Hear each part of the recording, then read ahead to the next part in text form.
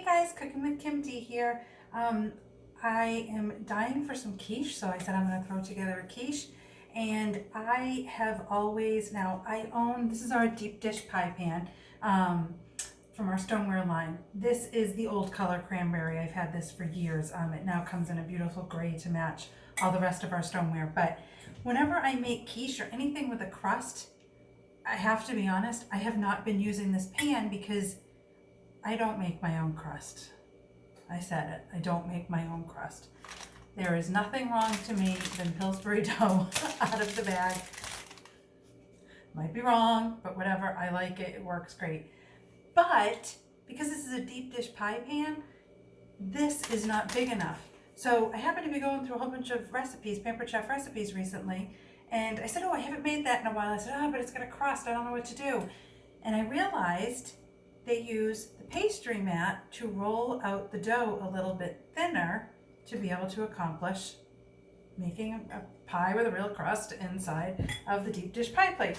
So before I get started on that, because I want that to sit for just a couple more minutes while I get everything else ready so it's nice and soft to lay out. I have all my ingredients ready to go for the quiche. And this is just a very basic ham and cheese quiche. This is our classic batter bowl. We also have a mini batter bowl as well. But in here I have 3 eggs, some salt, some pepper, and some onion powder. And then I'm just whisking it up. This is our whisk. We also have a mini whisk. We also have a mini whipper. So we have a few different types of whisks. All right, so into that goes a cup of cream. Just whisk that up good. And then this is a 1.5 cups of cheese. So these are our easy read measuring cups. This is 3, let's see if I can get them all here in the shot. So these are 3 of them. It comes in a set of 4, a 4 cup, a 2 cup, a 1 cup, and it also comes in a 1/4 cup as well. I just don't have that one over here. But these are great because when you measure, you can see where, I don't know if you can see that, you can see where you're measuring up to. So all you have to do is, like for my cream, I just held it in and I could read it up the side rather than, getting down, seeing seeing what measurement I'm on. So these work wonderful. All right, so in goes a 1.5 cups of cheese. I ordered block cheese. They didn't have it. Walmart gave me a substitution of Colby Jack shredded. So into that it goes. And then my ham, I'm going to wait until I get everything actually put inside of my pie crust. So, one more thing. Nutmeg. I love just a hint of nutmeg inside of my omelets. I don't know what it is about nutmeg with egg products, but it's just really nice, even though this is a savory. There goes my nutmeg. So, I guess that's all the nutmeg I'm putting in for now. All right. Okay. Move along, Kim. Move along. All right. So anyway, I really do enjoy nutmeg inside of quiche. It just adds a little something. I also put it in my homemade mac and cheese. Really good. All right. On to the crust. So I've got my kitchen shears here. Just to open this up. And move this out. And then hopefully I've let this defrost long enough. There we go. Just trying to get the edge to come loose without marking it all up. All right, and then you just want to slowly roll this out. This is the first time I'm doing this, guys, so I'm hoping it works. All right. So I'm going to take, this is our baker's roller. So it used to be years ago. I actually have my old one too somewhere. This used to be like wooden and metal, and they finally came out with a plastic one, which is definitely much more sanitary, easier to put in the dishwasher, all that kind of stuff.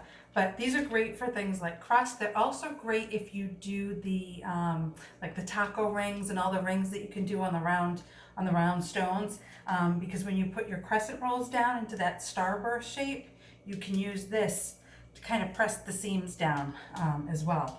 But we also sell full-on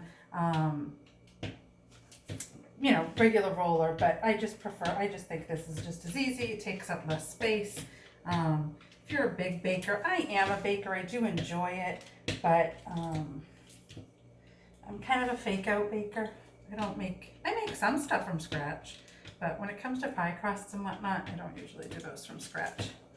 So I am just rolling this out, and I'm going to roll it out until I get to this 12-inch diameter in hopes that that is going to be wide enough to get in my deep dish pie plate. Now, this isn't going to make a crust with a super thick, nice, fancy, you know, crust on it, like on the edge and everything, but I think it's going to get in there and hopefully stay in there enough to be able to get all my quiche ingredients in there. All right. Now, this, when you do a crust, you do need to prick your crust, because when you're doing something like a baked, let's see here, how do I want to describe this? If you were doing a cream pie that doesn't require cooking in the oven, you would fully bake your crust before making that. Where this is something that I am going to also bake in the oven, I'm only going to par bake my crust. So you need to make sure that you, you know, add some pricks to it and everything so that it doesn't all bubble up on you. This does come with this little tool that usually sits right here, and I have lost mine, but it's something so that you can, you know, prick your crust and get those holes in it. Lucky for me, Pampered Chef sells replacement parts, so I just need to order one of those.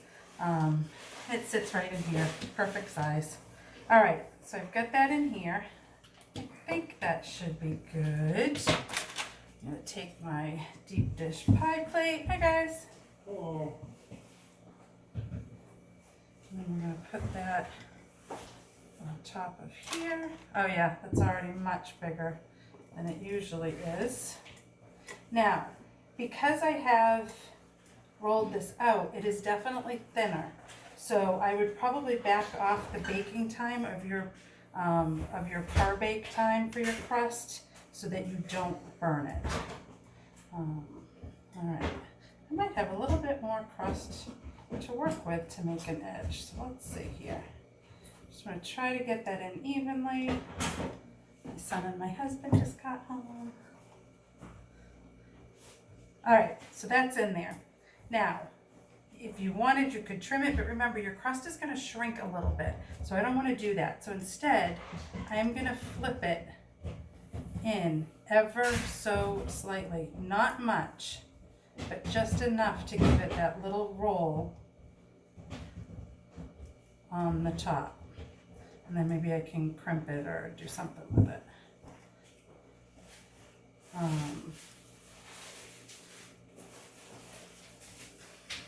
Haven't done this in a while. I am out of practice on this part, but that's okay.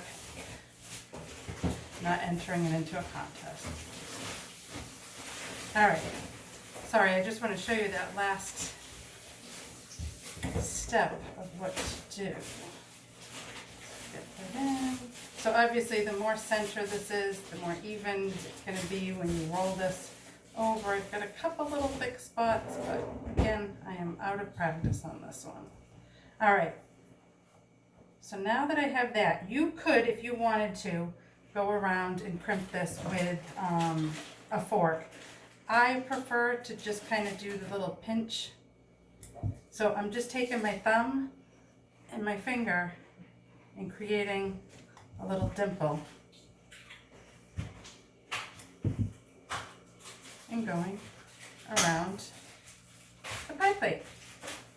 So see, super easy, not perfect, but it'll look nice. All right, then because I don't have, it's okay, because I don't have that tool that goes with the baker's roller,